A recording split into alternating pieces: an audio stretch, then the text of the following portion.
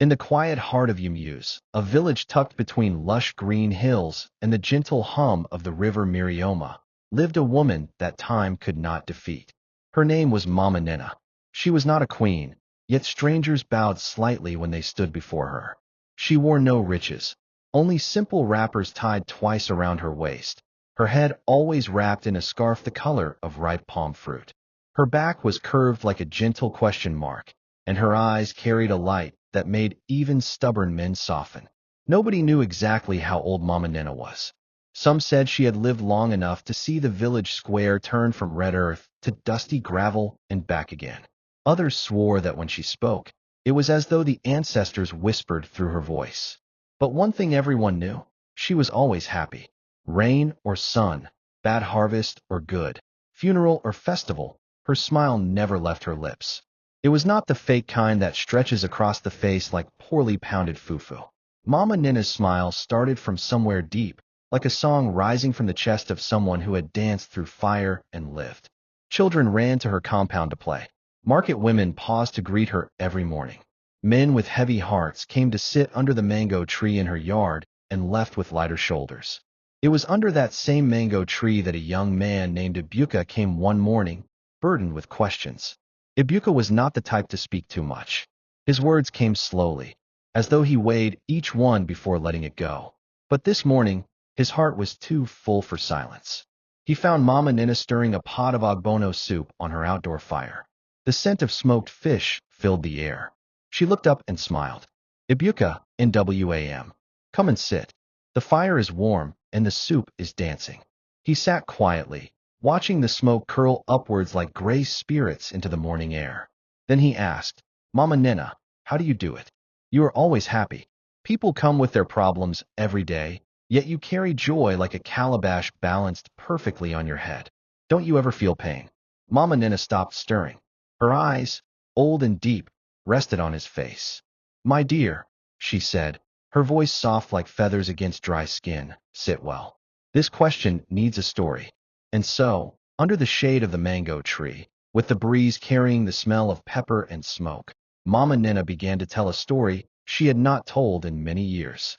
I was once like you, Ibuka, she began. Full of dreams, full of hopes. I believed that life would always dance in my favor. I was young, barely 16, when I married my husband, Obinna. Ah, Obinna, her voice softened like cool water flowing over stones. He was not a rich man, but he was kind. His laughter filled our hut like morning light, and every night, he would sing to me until I slept. Our life was not perfect, but it was peaceful. We did not eat meat every day, but we never slept hungry. She paused and looked toward the sky, as though measuring something in the clouds. 2 years after our marriage, God blessed us with a son. We named him Chittybir, because truly, God was merciful. That boy was my heart outside my chest. When he smiled, my world lit up. When he cried, it broke me. I used to carry him on my back, even when he was old enough to walk.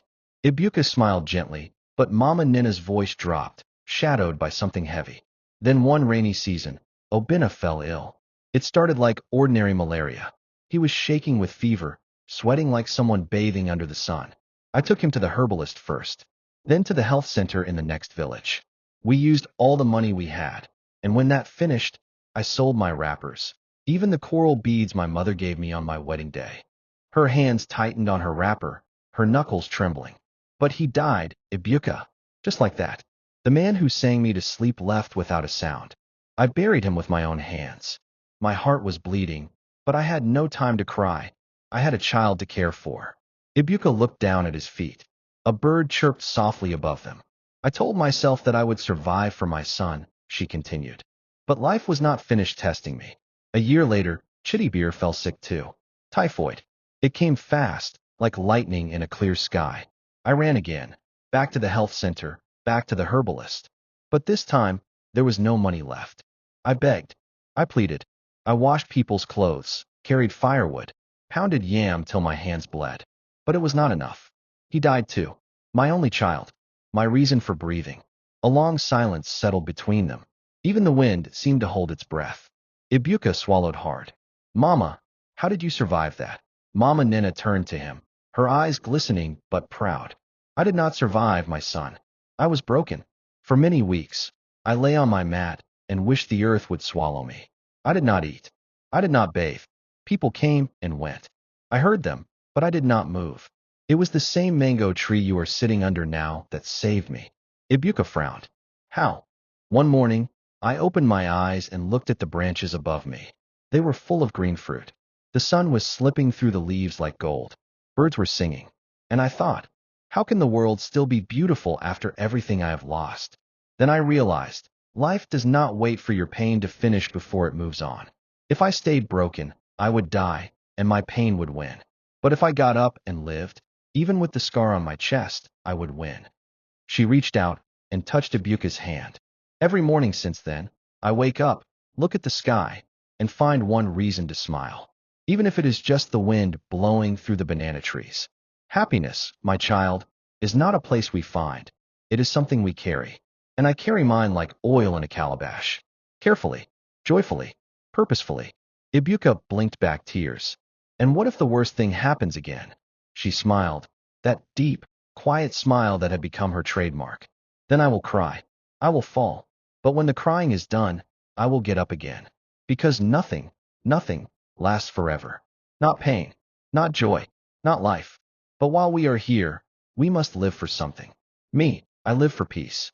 I live for the people who come to me with their burdens. I live so that someone else can find a reason not to give up. He bowed his head. Thank you, Mama Nena. She stood up slowly and went back to her pot, stirring it again. Now go, my son, and remember what I told you. Don't wait for life to smile at you before you smile back. Smile first, then life will follow. That evening, Ibuka left her compound walking taller, though nothing in his life had changed yet. But something inside him had shifted. For the first time in a long while, he greeted people as he passed. He even helped an old woman carry her firewood to her compound. And slowly, very slowly, Ibuka began to glow. Not with money, not with fame, but with something rarer, peace. Long before radios crackled with the morning news or mobile phones buzzed with messages, stories were the wind that carried truth through the land. In Yumuse, stories moved like footsteps on dusty red roads, from one compound to another, whispered over firewood, and retold under moonlit skies. And now, there was a new story. It was not about war or politics or village gossip. It was about a woman who refused to cry. Mama Nina's story, once locked in silence like a calabash sealed with wax, began to pour into the ears of the villagers after Ibuka shared what he had heard. He didn't mean to tell anyone at first, but it was as if the words had grown wings and wanted to fly. He told his sister, who told her friend, who told her mother, who told her neighbor. By the following week, even the children reciting folk songs on their way to the stream were humming. Have you heard what Mama Nina told Ibuka? In a land where suffering often wore heavy clothes, and people carried pain like clay pots balanced on their heads, her story became a source of light. It began subtly. The market women who used to scowl through long, dry mornings began smiling more. Not because the price of yam had dropped or because the rains came early, but because they remembered that if Mama Nina could lose everything and still find joy, maybe they too could find a reason to keep going. The palm wine tapper, Matsi Okafor, who had not spoken to his son in 4 years after a family quarrel, went to Mama Nina's compound. He left 2 hours later with tears in his eyes and forgiveness in his heart. That same night, he knocked on his son's door and embraced him, without saying a word. Even the village drunk, Onyizi, who was always muttering to himself beside the shrine road, began sitting under the mango tree with Mama Nina in the evenings. He said little. She said less. But something about her presence was enough to make him drink less and smile more. It was not long before people from neighboring villages began to arrive. At first, they came in 2s and 3s. A widow from Umwofia who had lost both her sons in a fire. A girl from Nobi whose fiancé had abandoned her 2 weeks to their wedding. A boy from Yumuns who had failed his WAC 3 times and wanted to drown himself in the river. They came not because Mama Nina offered money, medicine, or miracles, but because she listened, truly listened. She would sit on her small wooden stool under the mango tree, her legs crossed, and look into people's eyes as though she was seeing past the skin and into the soul. And when she spoke, her voice was not loud or dramatic. It was gentle, but every word landed like rainfall on dry earth. You cannot stop the wind from blowing, she would say, but you can choose whether it knocks you down or cools your body. Or, pain is a visitor. Don't build it a house. Soon, the compound that once echoed with only birds and firewood now buzzed like a beehive. Women came with wrappers tied around their waists, carrying baskets of cola nuts or cocoyam as offerings. Men brought palm wine, groundnuts, or fresh fish to show respect. Children came to play, but stayed to listen. Mama Nina's hut became more than a home. It became a sanctuary. Yet, despite the growing crowd and attention, Mama Nina remained the same. She still fetched her own water from the stream at dawn, still lit her firewood stove, and stirred her soup with the same worn wooden spoon. Still wore her old wrappers, though now people offered her new ones, which she often passed to women who had none. She had no ambition to be a prophetess or a leader. She simply wanted peace, for herself and for anyone who needed it. One afternoon, the village chief, Iguiazinwa, paid her a surprise visit. This was a man known for his pride and stern face, who rarely left his palace unless duty called. Yet on this day, he walked the dusty path to Mama Nina's home with his red cap shining in the sun and 2 palace guards behind him. The entire village followed, buzzing like flies around ripe fruit. When he arrived, Mama Nina was shelling groundnuts. She looked up, smiled, and said, "Igui, you are welcome. Have you come for peace or groundnut?" Even the palace guards chuckled. The chief bowed his head slightly. "Mama Nina, I came to sit under your tree and learn the secret of your peace." She motioned for him to sit, and the people gasped. A chief, sitting humbly at the feet of an old woman? But in Yumuse, the truth was becoming clear. Wisdom did not always wear crowns. It sometimes wore wrinkles. From that day, the chief sent people with troubles to her compound. Not because she could solve everything, but because she reminded people that they were not alone. The seasons turned like pages. Rain came and went. Harvests rose and fell. People were born. Some died. But one thing remained constant: the old woman under the mango tree. She never claimed to have the answer to all problems. She never promised anyone an easy life. What she offered was far more rare: a space where people could lay down their burdens, breathe, and remember that happiness was not a distant land, but a seed already planted within them. And perhaps the most surprising thing was this: the more people who came to her for help, the stronger she seemed to become. Her back grew older, yes. Her hands slower. But her spirit? It burned brighter than ever. One morning, a traveler from a far-off town, he called it Enugu, stood at the entrance to Yumuse and asked a passerby, "Where is the house of the woman who never cries?" And the villager pointed and said, "Just follow the laughter. It will lead you to her." The days in Yumuse passed like slow-moving clouds, each one carrying its share of joy and sorrow, birth and burial, sunshine and storm. But through it all, there was one thing that never changed: the sight of Mama Nina sitting beneath her mango tree, her smile steady, her voice like palm wine, mild but strong. People now came from all corners of the land. Some came with hearts torn apart by betrayal. Some came with guilt too heavy to carry alone. Others came not because they were broken, but because they had heard of her peace and wanted to touch it for themselves. The old woman had become more than a figure in the village. She had become a force. Even the Umwada, the council of married women known for their sharp tongues and endless disagreements, began holding their meetings under her mango tree. There, tempers cooled, grudges softened, and forgiveness became a language they understood again. Once, a young man named Kenechukwu, angry that his father had married a second wife and divided their land unfairly, came to Mama Nina with fire in his eyes and a machete in his bag. She looked at him, her eyes deep pools of knowing, and said calmly, "If you cut down your father's tree, you will stand in the sun all your life." And just like that, the machete lost its sharpness. Kenechukwu went home and made peace, and the land was shared in joy. But as Mama Nina grew older, a quiet wind began to blow through the village, one that whispered of change, of time's slow and certain hand. She had lived many seasons. Her hair, once thick like the underbrush, was now as white as cotton. Her steps, once firm, had become soft, like falling feathers. Yet, her voice never lost its strength. One Harmattan morning, when the cold dust covered the roofs and the harmattan breeze made people wrap their wrappers tighter around their bodies, Mama Nina did not rise early as she always did. She did not fetch water. She did not light her fire. The birds chirped, the children passed by, and still her door did not open.